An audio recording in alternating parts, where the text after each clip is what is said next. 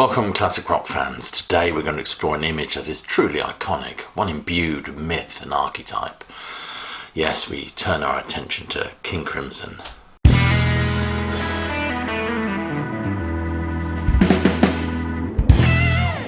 That twisted and tortured face for many has very much become the face of progressive rock, beautifully emblematic of the unnerving mellotron-drenched music that very much defines this groundbreaking album.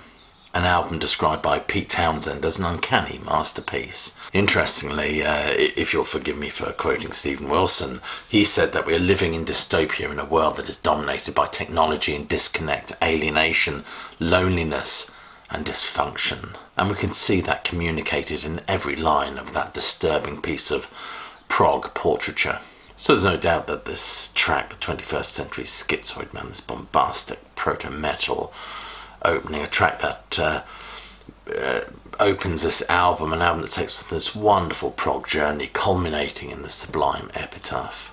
This is culturally, thematically an important piece as we see album art moving away from a rather staid portraiture, or perhaps the psychedelic splatter of some of those iconic album sleeves from sort of 66 onwards. The French poet Baudelaire talks about a kind of a cultural shudder, and this album is that seismic moment. It represents a new ethos where album art very much was merged or melded with the atmosphere of the music created. Post-Pepper, I have to say. And this album cover, perhaps unlike any other, it beautifully represents that sense of unease, which is very much part and parcel now of the modern world. I am, of course, talking about the Schizoid Man.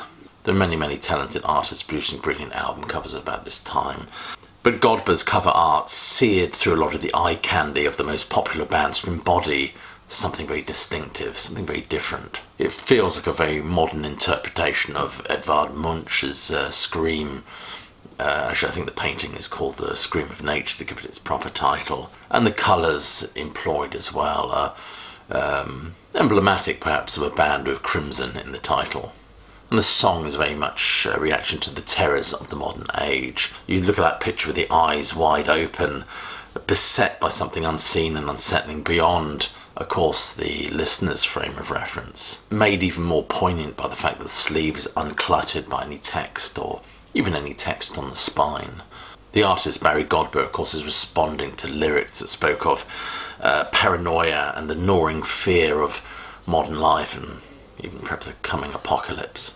The song itself was a reaction to the dreadful events unfolding in Southeast Asia.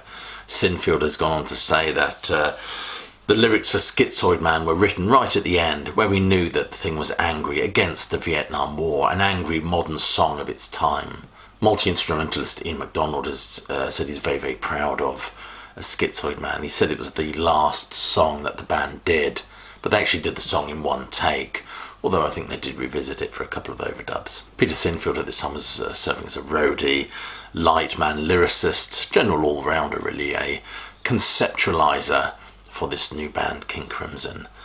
Interestingly, Steve Hackett in his biography talks about going to see King Crimson about this time and just being blown away by their presence and sound. In fact, it wasn't long after this, after joining Genesis, that he went to Robert Fripp to buy one of his mellotrons off him. Nevertheless, Peter Sinfield at this time was then charged with the task of finding a way to package this strange and ethereal music imbued with all sorts of things going on there, folk and jazz and classical even.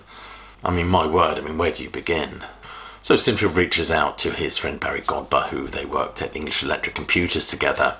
They used to work night shifts together, in fact. But it wasn't to Barry Godber's computer skills that he was particularly interested in, more his skills with watercolours. It's worth pointing out that this original painting is a watercolour, it's not done with acrylics.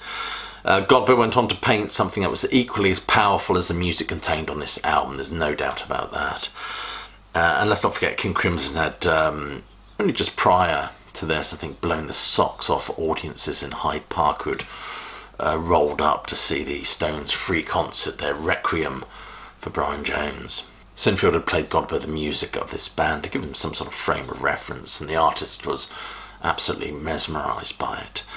Sinfield's instruction, the one directive he gave him was he must create something that's going to stand out. But transfixed by the tortured sounds of that opening track, he decided he wanted to paint the 21st century Schizoid man. With the aid of a shaving mirror, he produced perhaps one of the most iconic pieces of, to repeat that phrase again, iconic pieces of prog portraiture in modern times.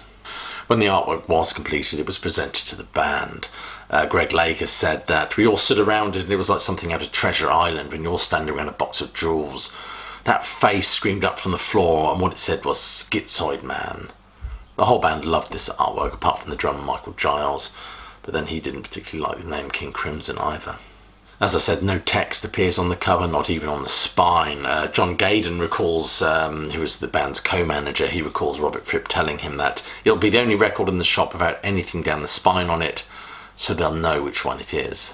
And this artwork is imbued with this chaotic and apocalyptic unravelling of the modern world, and it was put on massive posters and stuck in record stores everywhere, capitalising on the vibrancy of the image. Posters were blown up to a huge size and covered most storefronts, projecting a surreal and scary urban facade to unsuspecting passers-by. But it's not just a picture of the Schizoid man, although that certainly demands our attention. It's the gatefold image of the Crimson King, which adds a whimsical fairy tale quality to it all. It's his eyes permeate with this very deep and resonant sadness. If you cover the smiling mouth, that's communicated much more effectively. Unfortunately for the artist Barry Godber, he wasn't around long enough to experience how successful and pertinent his iconic artwork would become. Barry Godber died of a heart attack aged 24.